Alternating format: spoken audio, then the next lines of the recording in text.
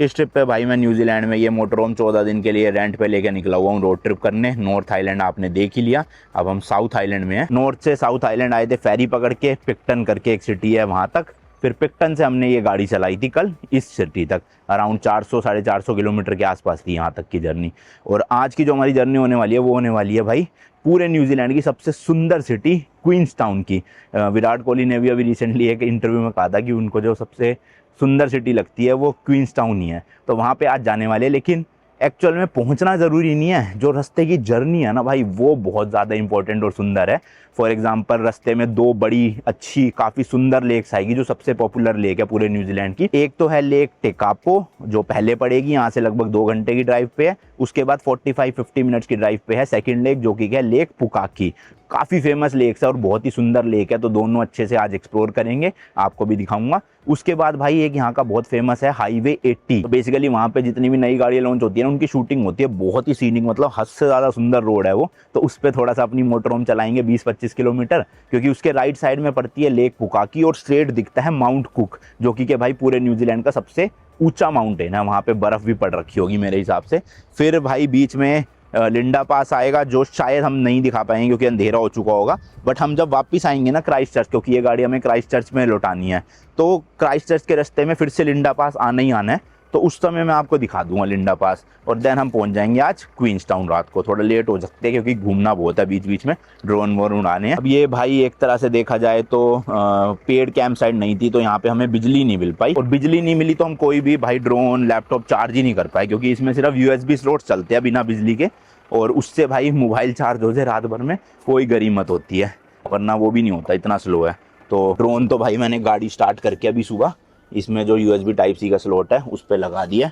Hopefully भाई कम से कम कुछ तो चार्ज हो कि मैं आज उड़ा पाऊँ ड्रोन को। ये देखो एक एक डंडी चार्जिंग है, इतने में तो नहीं उड़ा पाऊंगा, वरना बाकी देखते हैं। चलो अभी पास में मैकडोनल्ड्स है, वहाँ जाके वॉशरूम वगैरह यूज़ करते हैं और फिर अपनी जर्नी शुरू करेंगे। आज भाई मैप ना अपने फ़ोन में ही लगाना पड़ेगा, क्योंकि इससे कनेक्ट करने के लिए वो तार कनेक्ट करनी पड़ती है और उस तार से हमारा चार्ज हो रहा है भाई ड्रोन की बैटरी।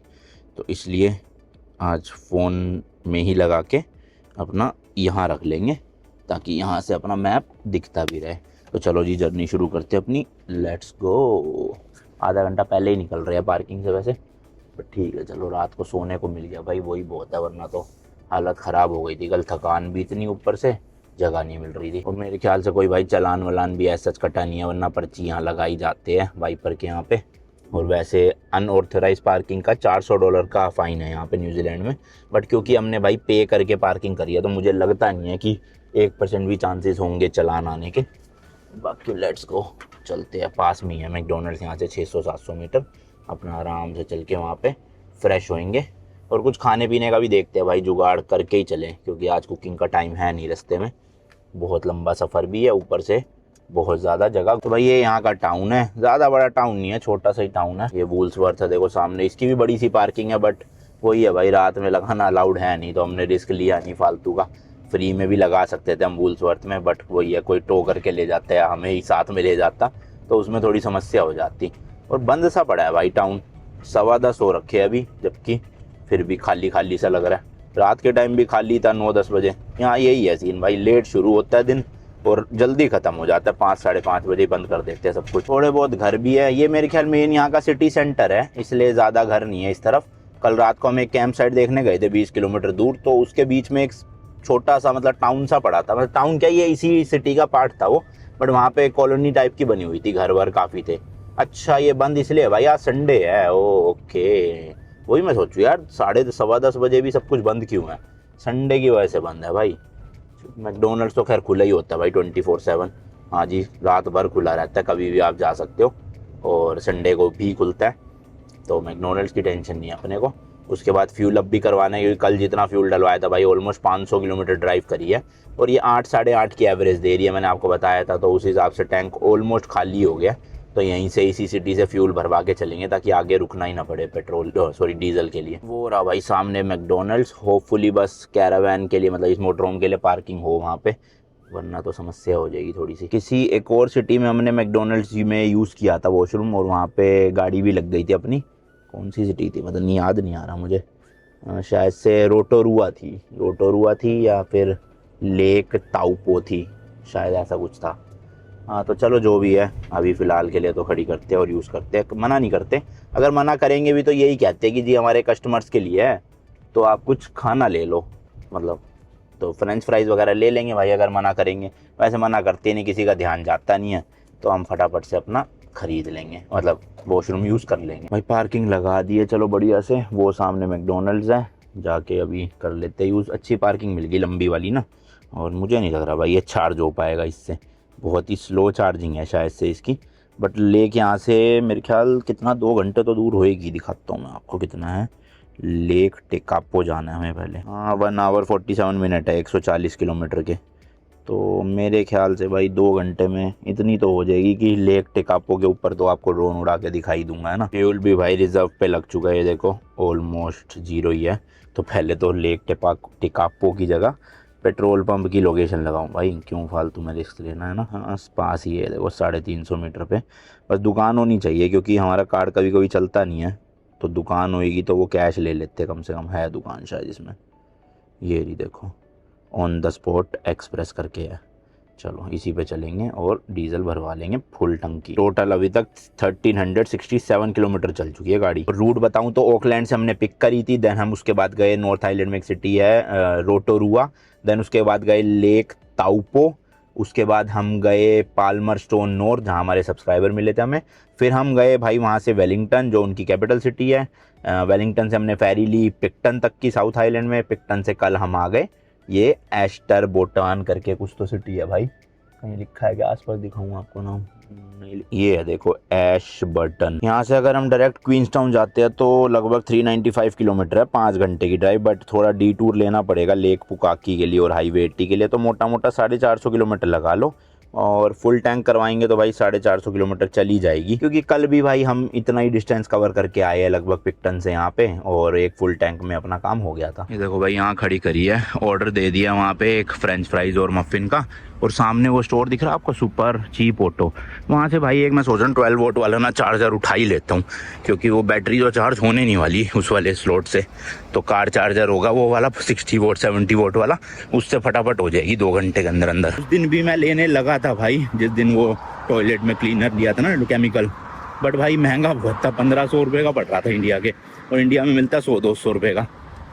बट आज लग रहा है ले ही लेना चाहिए था उस दिन, क्योंकि जिस दिन भाई कैंप ग्राउंड नहीं मिलता पावर्ड वाला, उस दिन बहुत ज़रूरी हो जाता है, चार्जिंग के बिना ना मुश्किल रहती है। देखो भाई इलेक्ट्रिक कार्स के चार्जर्स भी लगे हुए हैं यहाँ पे, बड़ा सा लग रहा है मुझे तो काफ़ी ज़्यादा, पता नहीं कितने किलोवाट का है। शुक्र है भाई ये तो खुला हुआ है संडे के दिन, यहाँ पे तो मिल ही जाएगा, पक्की बात है, देख लेना। तो इनके पास भाई ये, लेकिन ये है एक टाइप सी एक नॉर्मल USB, मुझे दोनों टाइप सी चाहिए। ये भी शायद से एक टाइप सी एक नॉर्मल USB है। हाँ ये है ना बड़े वाला, इसमें क्या है कि टाइप सी भी शायद से 2 हैं, या एक लाइटनिंग होगा और एक USB है, एक वो भी है। और कितने वोट का है ये? 55 वोट का है। इससे और बड़ा मिल जाए 70 वोट का ना, ये देखे तो अगर इसमें 2 टाइप सी है, 2 USB है, and this one is 70 vote. Price same है दोनों का, इसका और उसका। इसमें क्या है 2 केबलें मिल रही है साथ, बट केबल तो अपने पास बहुत है, तो मैं सोच रहा हूँ बिना केबल का ले लेता हूँ। अराउंड 1500-1600 रुपये का इंडिया के, ठीक है। इससे बढ़िया चार्जिंग हो जाएगी सारी की सारी ना अपनी डिवाइसेस की एक साथ। USB टाइप सी वाले जो है वो 65 वोट की चार्जिंग सपोर्ट करते हैं मैक्स, और वो वाले नॉर्मल 15 वोट इनफ है ना। ये देखो, और टोटल मिला के 70 वोट मैक्स है, यही ले लेते हैं भाई, डन है सही। ये देखो भाई इस तरह से है, 2 टाइप A के है, 2 टाइप C के हैं, और यहीं पे आगे इसका स्लॉट दे रखा है इस तरह से, यहाँ पे। अबे लग जा भाई ओ चल गया। मेरे को पहले लगा था स्लॉट खराब ना निकले, बस पैसे वेस्ट होंगे। तो इससे होता है भाई Apple car play Android auto connect, मतलब बहुत स्लो चार्जिंग है, और इससे होएगा सुपर फास्ट चार्ज। चलो भाई सब कुछ चार्ज पे लगा दिया बढ़िया से, अब होपफुली ये बैटरी जल्दी जल्दी चार्ज हो जाए वहाँ तक। भाई 90 मिनट तक फ्री पार्किंग थी यहाँ पर, हमें तो खैर अभी 40 मिनट भी नहीं हुए होंगे, 11:19 पे निकल रहे हैं। फ्यूल अप करवा के पहुँच जाएंगे मेरे ख्याल से 1:15 या 1:30 बजे तक लेक टेकापो। तो भाई वो रहा फ्यूल स्टेशन, यहाँ से अपना डीजल फुल करवाते हैं चल के। यार यहाँ पे डीजल 2.99 है, कल हमने भरवाया 3.19 था, बहुत फ़र्क है। तो लगभग कितने 8-10 रुपये से ज़्यादा का फ़र्क हो गया पर लीटर, ऐसा कैसे हो सकता है? उस जगह ही महंगा था क्या इतना? भाई यहाँ वाली मशीन अलग है, कल जैसे पहले कार्ड लगाना पड़ता था ना फिर चलता था, यहाँ पे क्या है आप नॉर्मली पहले फ्यूल अप कर लो पूरा और उसके बाद अंदर जाके पैसे पे करे आओ। तो अंदर तो शायद अपना फॉरेक्स कार्ड भी चल जाएगा, अमेरिकन एक्सप्रेस चलाने की ज़रूरत नहीं है, वो ICICI वाले। तो डीजल डाल रहा हूँ मैं इसमें, ये देखो फुल टैंक अराउंड मेरे ख्याल 60-70 लीटर तो आएगा ही आएगा, 65 लीटर के आसपास आएगा मोटा मोटा। तो लेट्स सी, रेट देख सकते हो 299.7 यानी ऑलमोस्ट $3 का है, 170 रुपये के आसपास हो गया ना, 160-70 रुपये लीटर, 57 रुपीज़ का डॉलर चल रहा है तो महंगा भाई काफ़ी ज़्यादा, पता नहीं क्यों इतना महंगा हुआ पड़ा है। वही मतलब मेरे ख्याल से जो वॉर चल रहा है ईरान का और उसका, उस वजह से ऑयल शॉर्टेज तो पूरे वर्ल्ड में ही है, इंडिया में ही महंगा हुआ है देख लो भाई, लेकिन इतना महंगा नहीं हुआ जितना यहाँ पे हो चुका है। मेरे ख्याल से कुछ टाइम पहले यहाँ पे $2 कुछ सेंट का था डीजल, और अब सीधा सीधा भाई $3 पहुँच गया, ऑलमोस्ट 40-50 रुपये महंगा हो गया है पर लीटर यहाँ पे। इंडिया में भाई 2-3 रुपये लीटर बढ़ा है मेरे ख्याल, 2-3 या 5 रुपये लीटर होगा, बताना मुझे कमेंट्स में, काफ़ी टाइम से तो मैं बाहर ही हूँ, मुझे पता नहीं अभी, लेकिन यहाँ पे भाई ऑलमोस्ट 40-50 रुपये लीटर बढ़ चुका है पिछले 6-7-8 महीने में। 60 लीटर आया, देखो मैंने कहा था ना $181.5। तो चलते अंदर भाई और पे करके आते हैं। तो ये लिखा होता है देखो 5 नंबर से हमने फ्यूल अप करवाया ना, तो अंदर जाके बताऊंगा मैं 5 नंबर का बिल पे करना है और वो करवा लेंगे कार्ड से। चलो भाई पेमेंट डन, अब खींचते हैं यहाँ से नॉन स्टॉप लेक टेकापो, दिखाता हूँ आपको न्यूजीलैंड की, ऐसा कहते हैं सबसे सुंदर लेक्स है ये दोनों ना। Maybe that's why it felt so right. Do I really need to spell it out for you? Just admit we're official. So why you trying to hide your curiosity when I know you call my name out in your sleep? Tell me friend, can't you see you're in love with me? भाई बोलते तो Wellington को है कि सबसे ज़्यादा हवा चलती है वहाँ पर, लेकिन वहाँ तो हमें इतनी हवा मिली नहीं जितनी यहाँ हाईवे पे मिल रही है। लिटरली भाई 2 बार गाड़ी मेरी यूं हो गई, अब मेरे को स्ट्रांगली पूरा स्टीयरिंग व्हील पकड़ के चलानी पड़ रही है क्योंकि बहुत ही ज़्यादा विंड ब्लास्ट है, बहुत ही गंदे वाला। बस संभाल रहा हूँ इसी तरह, क्योंकि एक तो हाइट ऊंची है गाड़ी की और ज़्यादा डिसबैलेंस हो रही है। छोटी गाड़ियों को शायद इतनी दिक्कत ना हो रही हो, इसमें तो भाई हालत ख़राब हो रही है हवा की वजह से। बट भाई नज़ारे दिखाता हूँ आपको, देखना भाई साहब, पूरा ऐसा लग रहा है जैसे स्विट्ज़रलैंड में ही चला रहा हूँ। मतलब स्विट्ज़रलैंड और ये न्यूजीलैंड का आप देखोगे ना, थोड़ा थोड़ा लैंडस्केप सेम ही लगेगा आपको। बहुत सुंदरता है भाई, बहुत ही ज़्यादा सुंदरता, ग्रीनरी ग्रीनरी, पेड़ ही पेड़। हालांकि हम तो सर्दियों के सीज़न में आए हुए, सोचो आप अगर प्रॉपर गर्मियों में आओगे, यहाँ जनवरी फरवरी में गर्मियाँ पड़ती है, उस टाइम आओगे क्या ही भाई ग्रीनरी दिखेगी अलग लेवल की, मज़ा आ जाएगा। अभी भी मज़ा आ रहा है नो डाउट भाई, लेकिन वैसे बता रहा हूँ कंपैरिजन के लिए कि उस टाइम पे ज़्यादा बढ़िया होता है नज़ारा। और ये जिस हाईवे पे हम चल रहे हैं ना, इसका नाम है हाईवे 1 और ये ओकलैंड से शुरू होता है भाई, फिर वहाँ जाके एक बार ख़त्म होता है वेलिंगटन में, क्योंकि बीच में तो पानी है ना, तो उसके बाद फिर ये वापस से पिक्टन से स्टार्ट होके ये पूरा 1 था। पर अब हमें यहाँ से राइट लेना है 79 नंबर हाईवे पे, तो 1 वाले को हम छोड़ रहे हैं और 79 में हो रहे हैं। अब आप वहाँ बोर्ड देखो, तो ये बोर्ड देखो लिखा आ रहा है ना राइट साइड में माउंट कुक की तरफ, तो हमें इस तरफ ही मुड़ना है। अपना जो लेक है दोनों वो इसी रोड से आएगी। ओ रेलवे क्रॉसिंग वगैरह भी है देखो भाई, यहाँ पे ट्रेन व्रेन आती है, इसका मतलब काफ़ी ना यहाँ। भाई सामने देखना यार क्या नज़ारे है, पहाड़ियाँ ही पहाड़ियाँ, अलग ही बर्फ़ नहीं है उनमें कहीं भी। माउंट कुक पे तो होएगी मेरे हिसाब से, बट यार कितना सुंदर है, ओए होए मज़ेदार। भाई यहाँ जगह जगह पे ना इस तरह के 1 वे वाले ब्रिजेस आते हैं, तो इसमें बेसिकली क्या है कि एक ही बार में एक ही गाड़ी निकल सकती है, या तो उधर वाली या इधर वाली। तो इसमें ना रास्ता देना पड़ता है सामने वालों को देख के कि सामने से अगर कोई आ रहा है तो आपको वेट करना है पहले, और उससे पहले जाना नहीं है। बाकी बीच बीच में वैसे देखोगे इस तरह के देखो स्पॉट्स भी बने हुए हैं कि अगर मान लो गलती से 2 लोग एक साथ ब्रिज पे चढ़ गए सामने से और इधर से, तो आप इस साइड में गाड़ी दबा सकते हो और दूसरे को जगह दे सकते हो। तो ये कल भी आए थे 2-4 ब्रिज, और आज भी आए हैं 2-4 तो नहीं, कल शायद 1 या 2 आए थे, और आज पहले है ये यहाँ का। भाई ये छोटे छोटे से टाउन आते हैं ना, यहाँ पे स्पीड लिमिट 50 की रहती है, स्कूल जोन होता है, तो यहाँ थोड़ा सा टाइम की वो हो जाती है। अब देखो 100 का आ गया बोर्ड, तो अब यहाँ से भगा सकते हैं जैसे टाउन खत्म हुआ।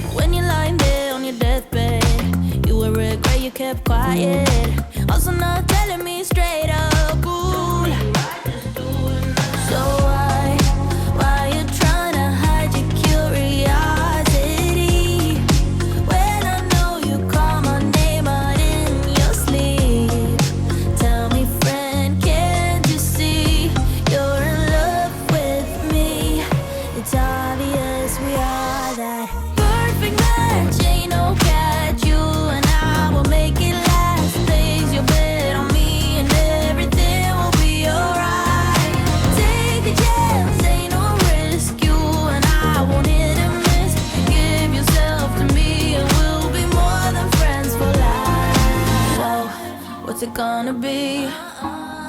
gotta give me something. What's it gonna be? Are we gonna do this all night? I really need to know if you're in or out. भाई मतलब मेरे को तो समझ ही नहीं आ रहा कि क्या क्या रिकॉर्ड करे। हर 2 मिनट बाद कुछ ऐसा नज़ारा आ जाता है जो पिछले से बहुत बेटर था। अब ये देख लो भाई, मतलब मेरे को तो लग रहा है कि अगर हम शूट करते गए तो ये वीडियो 2.5-3 घंटे से ऊपर की बन जाएगी। देखना भाई कितना सुंदर है। ओए होए होए होए भाई, बोर्ड आया था अभी, एक सीनिक लुकआउट है ये राइट साइड, मेरे ख्याल यही है जहाँ लोगों ने गाड़ियाँ लगा रखी है। तो यहाँ रोकते हैं, देखते हैं भाई कैसा लुकआउट पॉइंट है। जरा यहाँ उड़ाते हैं भाई ड्रोन। चार्जिंग तो हो ही गई है बैटरी की अच्छी खासी, मजे आएंगे। You didn't act like a friend that night. Maybe that's why it felt so right. Do I really need to spell it out for you? So why you trying to hide your curiosity when I know you call my name out in your sleep? Tell me भाई सब drone तो उड़ा लिया, मज़ा आ गया। और आज पता नहीं यार टेम्परेचर कुछ ज़्यादा ही हो गया। कल तो था 10-11 डिग्री, आज हो रखा है 26 डिग्री और सूरज भी एकदम बिल्कुल सर पे निकला हुआ है। और भाई बहुत सुंदर जगह है। रास्ते में इसका बोर्ड आएगा, रुक जाना, मज़ेदार सी है। यहाँ पे देखो, इधर की तरफ फ़ोटो भी खींच सकते हो खड़े हो क्या आप, और वैसे भी पूरी वैली दिख रही है। तो चलो 1-2 फ़ोटो वगैरह लेके निकलते हैं फिर। चलो भाई चलो निकला जाए ज़रा। आज टाइम कम है, लोकेशन ज़्यादा है, तो ज़्यादा टाइम वेस्ट करते नहीं है एक ही स्पॉट पे, क्योंकि यहाँ तो इतनी स्पॉट्स है भाई हर जगह पे। अगर हम इतना टाइम लगाने लगे तो फिर तो अपना मतलब आगे का हो नहीं पाएगा कवर अप। सही बता रहा हूँ भाई, कम से कम नहीं तो 2-2.5 घंटे का व्लॉग बन जाएगा अगर मैं हर एक एंगल, हर एक शॉट लेने लग गया ना यहाँ पे सुंदरता दिखाने के लिए। मतलब क्या ही बताऊँ। when you're lying there on your deathbed, you will regret you kept quiet. Also not telling me straight up, ooh. So why you trying to hide your curiosity when I know you call my name out in your sleep? Tell me friend, can't you see you're in love with me? It's obvious we are that perfect match, ain't no catch. भाई देखो यहाँ का landscape बिल्कुल ही change हो गया, ऐसा लगा है जैसे रेगिस्तान में चला रहा हूँ है ना। पर ये मिट्टी नहीं है दोनों तरफ, ये कुछ तो खेती बाड़ी हो रखी है, बट अभी फिलहाल में ये ग्रीन नहीं है। और मेरे ख्याल से गर्मियों के टाइम पे ये पूरा ग्रीन होता होगा, तो सोचो क्या सुंदर लगता होगा भाई। अभी मतलब इसी कलर में इतना तगड़ा लग रहा है, तो जब पूरा ग्रीन होगा, ओ हो जन्नत भाई, जन्नत एकदम। और अभी यहाँ से 10 मिनट का रास्ता रह गया केवल, 14 किलोमीटर पहुँचने ही वाले हैं लेक पे।